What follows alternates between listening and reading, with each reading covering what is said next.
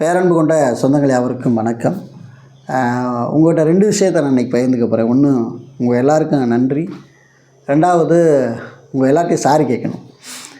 எதற்கானது அப்படின்னு கேட்டிங்கன்னா, நேற்று ஜனவரி 26 தென்காசி மாவட்டம் குற்றாலத்தில் சேனை தலைவர் அப்படிங்கிற மஹாலில் வந்து தகவல் பெறும் உரிமை சட்ட பயிற்சி வகுப்பு நடத்தினாங்க. அன்புக்குரிய சகோதரர் தமிழ்நாடு ஆர்டி ஆர்வல இயக்கத்தின் லீடர் திரு ஹக்கீம் அவர்கள் அதை முன்னெடுத்து நடத்தினாங்க. மதுரை மண்ணின் மைந்தர் அன்புக்குரிய சகோதரர் திரு ஞானசேகர் அவங்களோட இணைஞ்சு பயணிச்சிருந்தாங்க.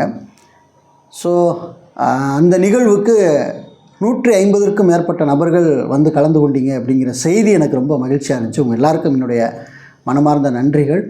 ஞாயிற்றுக்கிழமை அப்படின்னா இன்னும் கூடுதலாக ஆட்கள் வந்திருப்பாங்க. பட் திங்கக்கிழமைங்கிற போது கொஞ்சம் குறைவாக தான் இருந்தது. பட் ஆனால் இதுவே ஒரு பெரிய வெற்றி தான். 150 பேர் ஒரு இடத்துல சட்டத்துக்காக கூடுங்கிறோம், அதோட பெரிய வெற்றி என்ன இருக்குது? ஓகேவா?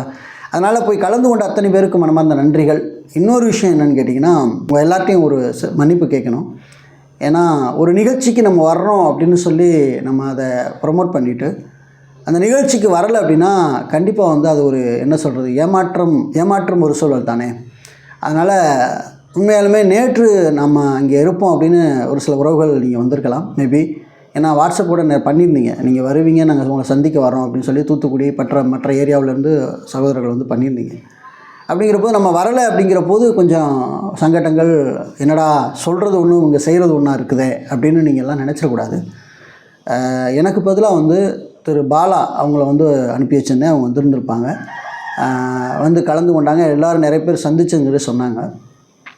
குறிப்பாக வந்து சூழ்நிலை எப்படி அப்படின்னு பார்த்தீங்கன்னா, இங்கே மழை சாரல் மழை மாதிரி லைட்டாக 2 நாளைக்கு முன்னாடி அப்படி பெய்ய ஆரம்பிச்சு. அதாவது இப்போ ஒரு 10 நாளாகவே இந்த மழை கொஞ்சம் பிரச்சனையாகவே இருக்குது.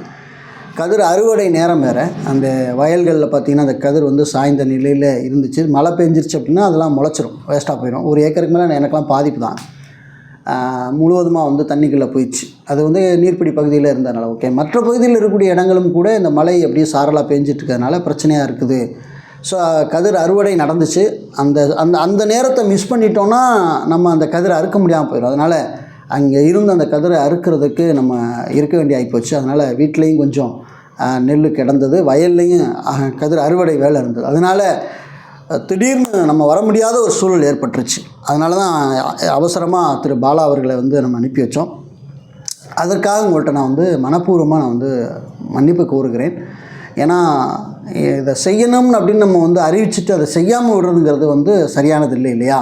அப்போ இதே தொடர்ச்சியாக வந்து நடந்துச்சு அப்படின்னா நம்ம எந்த காரியத்துக்காக நீங்கள் எங்களை நம்ப முடியும் அப்படிங்கிற ஒரு நிலை இருந்துடும். அதெல்லாம் திரு ஹக்கீம் அவர்கள் வந்து ஈக்குவல் பண்ணியிருப்பாங்க, எனக்கு தெரியும். ஏன்னா இப்போ நான் இல்லை, ஞானசேகர் இல்லை, திரு கேப்டன் அவர்கள் இல்லை, நாங்களே வராமல் இருந்தாலும் ஒன்மேன் ஆர்மியாக வந்து அந்த வகுப்பை வேறு மாதிரி திசை கொண்டு போயிடுவார். அற்புதமான ஒரு ஆற்றல் படைத்த ஒரு நபர், எனக்கு தெரியும். நீங்கள் வந்திருந்த எல்லாருமே முழு திருப்தியோடு இருந்திருப்பீங்கன்னு கண்டிப்பாக அவர்கள் ஹக்கீம் அவர்கள் வந்து ரொம்ப சாட்டிஸ்ஃபையாக வகுப்பை வந்து திறமையாக நடத்தக்கூடியவர்.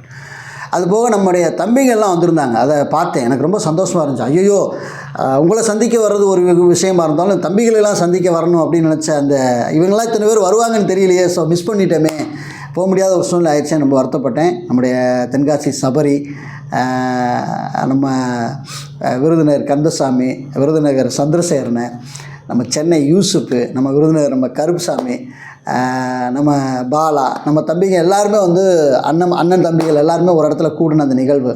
மதுரையிலேருந்து அன்புக்கினிய தோழர் ஞானசேகர் அவர்கள், ஹக்கீம் அவர்கள் எல்லாருமே அந்த நிகழ்வில் கலந்துட்டு இருந்தாங்க. அண்ணன் நாகராஜனையும் பார்த்து ரொம்ப நாள் ஆச்சு. ஸோ எல்லாரையும் சந்திக்கிறதுக்கு ஒரு வாய்ப்பாக இருந்திருக்கும். பட் ஆனால் மிஸ்ஸிங் அதுக்கான ஒரு வருத்தத்தை நான் தெரிவிச்சுக்கிறேன். இனி ஒரு நிகழ்வுகள் நிச்சயமாக நம்ம ஏற்பாடு செய்யும்போது நான் மிஸ் ஆக மாட்டேன், நான் உங்கள்கிட்ட உறுதியளிச்சுக்கிறேன். கண்டிப்பாக வந்து சூழ்நிலைகளை நீங்கள் அறிந்து கொள்வீர்கள், புரிந்து கொள்வீர்கள் என நம்பி தான் நானும் இந்த வீடியோவை உங்களிடத்தில் நான் பதிவிட விரும்புகிறேன். ஆகவே வந்திருந்த எல்லோருக்கும், கலந்து கொண்ட அத்தனை சொந்தங்களுக்கும் மனமார்ந்த நன்றிகளும்.